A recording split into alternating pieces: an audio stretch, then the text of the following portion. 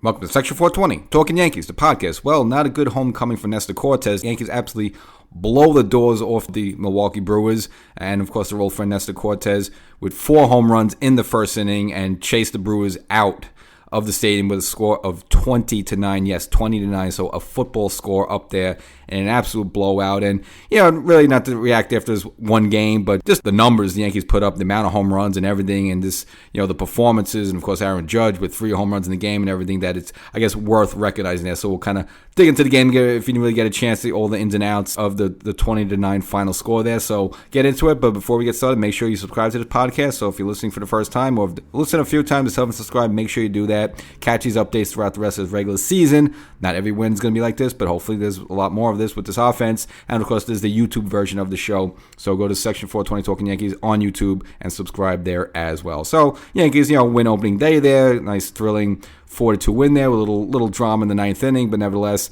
of course, they had the next game off there. This is what the way the opening day schedule is, usually with the first series. And then now you have afternoons Saturday baseball in the Bronx. And, of course, this is the return of Nestor Cortes, who was getting traded in the offseason for Devin Williams, who, again, got out of that 9th inning jam on game 1, and see if, I'm sure Milwaukee's want to see, like, all right, what are we going to get on our side in this deal in there? And got to say right now, they're probably not too happy with the return they got there. Nestor absolutely gotten clobbered, unfortunately. Again, you like him. Remember, as a Yankee, you don't want to see him get, beat up in there, and hopefully he rebounds. But, he pretty much destroyed in this game. And a little surprise there with Aaron Boone batting Paul Goldschmidt leadoff there. So, obviously, against the left-hander, it kind of makes sense. Now, Austin Wells was in the lineup, but they dropped him down, I guess, with the lefty Nestor Cortes. And for Paul Goldschmidt, again, this was why this is such a bizarre game. So many different things happen in terms of firsts and numbers and milestones and so forth there. So Paul Goldschmidt, for the first time in his major league career, batting leadoff. And what does he do? Hits a home run to start the game. And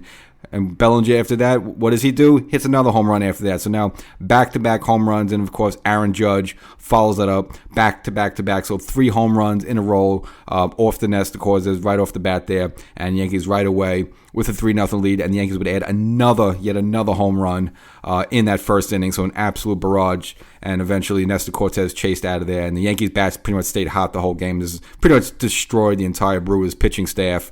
Again, racked up 9 home runs total in this game. Met the top 3 by Aaron Judge, which included a grand slam. So Judge, who I said had somewhat of a quiet first game. I know he had a big hit there.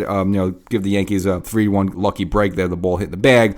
But for whatever lack of noise he made in the first game, he more than made up for it. He pretty much had like a 2 weeks worth of offense in one game there with his 3 home runs, which included a grand slam as well there. So big game by the captain, the MVP there. And again, 9 home runs total. Another one with Volpe this time, pulling the ball, not like a little opposite field, a little blooper he had in the first game.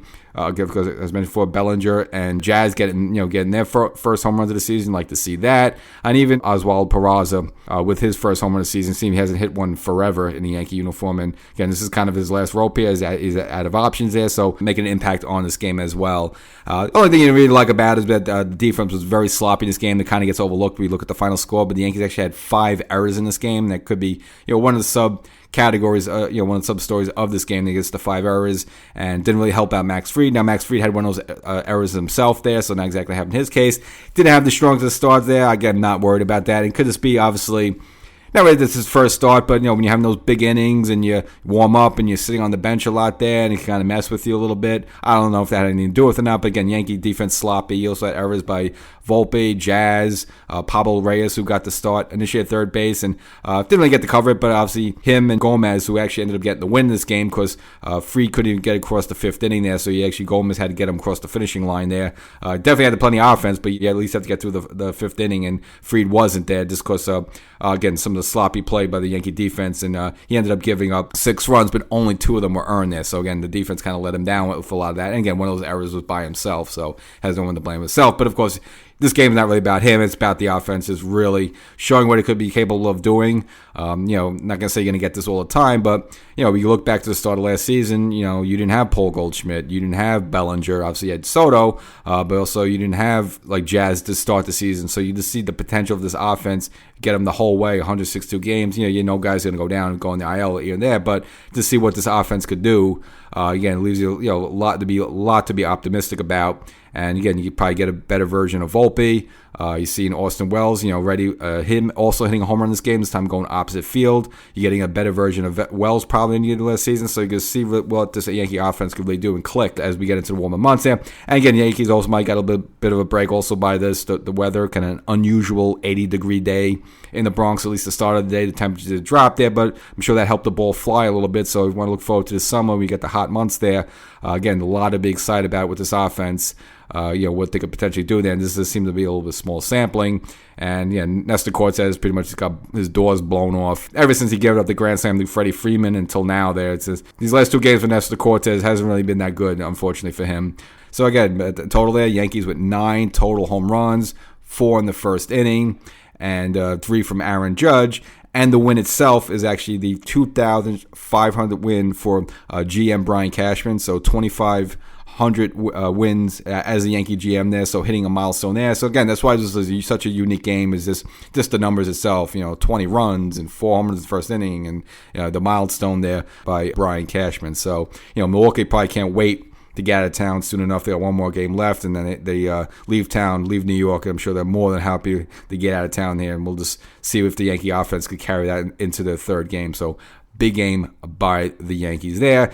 Which you obviously didn't like to see also Pablo Reyes, who made the team just before the opening day of rosters officially set there, making an error now. I don't know if this had anything to do with it or not, but later in the game, again, Reyes was taken out for Peraza. Now, I don't know why, if that was just to give Peraza some playing time. Was that to punish Reyes in a way a little bit? I don't know. But again, Peraza later in the game hitting a home run himself. And a little good news on the Yankees, and kind of, we weren't sure where we're going to be with Giancarlo Stanton. Well, now, he's seemingly improving, and Boone mentioned now he's actually swinging the bat. So it actually looks like we may get Giancarlo Stanton back. Looks like maybe he will be able to avoid surgery. I thought both, Stanton and Cole kind of be on the opposite end of the spectrum. I almost expected Stanton to have to get season-ending surgery, and then Cole to sort of be able to nurse his way back a little bit. Well, actually, the opposite now. Cole's out for the year with his surgery, and now it seems like Stanton is actually maybe able to work his way back with these injections and some rehab there. So if Stanton can come back and enjoy this offense, then now you're really talking about some really big potential. Really no timetable when that would be, but at least good news that he's at least swinging a bat now. And he's, again, Andy Martino of SNY reported that, yes, he has been responding well to those injections finally after 3. Because I guess you would say 3 is the charm in that way. So that's the episode. Again, Yankees with a big blowout win against the Brewers and some big numbers put up there. And again, I want to recognize Brian Cashman, again, hitting a big milestone, 2,500 wins as a GM there. So, kind of rolls along it. Again, kind of been here forever, so at least recognize that. And good game by the captain, and you see the potential of this offense, what it could do. And if this is what this offense could do, again, should have a fun season ahead of us. Catch you next time.